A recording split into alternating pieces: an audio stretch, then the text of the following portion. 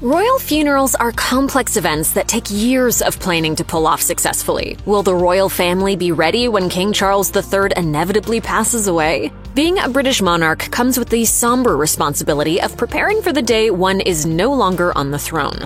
While supporters hope his reign will be a long one, Charles's health issues have made the public keenly aware that another royal funeral may be on the horizon even sooner than expected. On April 25, 2024, the Daily Beast quoted an insider who claimed, "Everyone is staying optimistic, but he really is very unwell, more than they are letting on."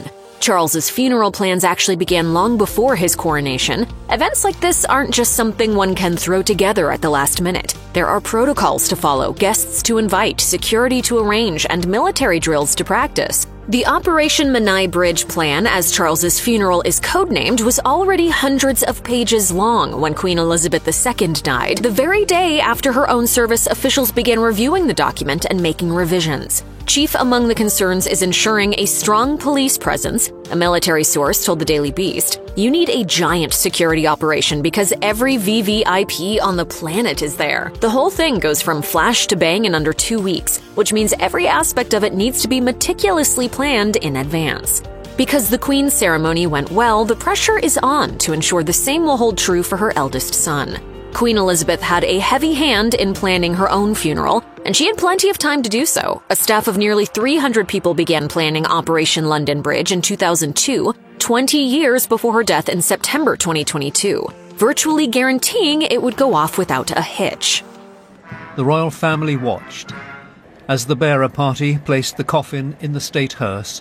Though Charles will likely have less time to sign off on his own plans, there are certain traditional aspects already in place we can expect to see. Operation Menai Bridge is named for a suspension bridge in Wales, befitting Charles's long tenure as Prince of Wales. At the confirmation of his death, the palace will alert the Prime Minister and other government officials, followed by notifications to Commonwealth nations before announcing the news to the general public. As with his mother before him, Charles's coffin will lie in state at Westminster Hall for some time, and members of the royal family will stand watch along with military guards.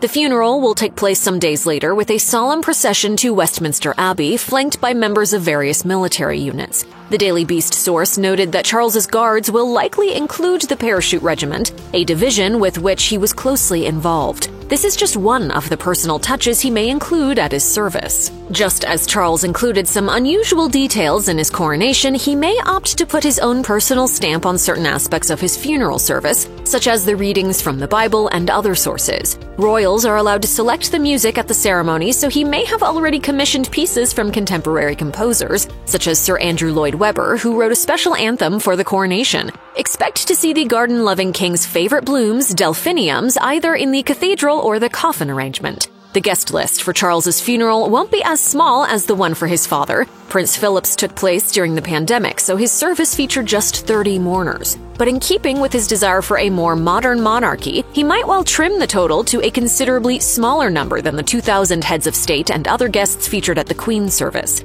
Of course, his family will be front and center in the funeral procession, with Prince William, or rather King William, leading the way. This time, there will be no question about Prince Harry, Duke of Sussex, staying several steps behind his brother.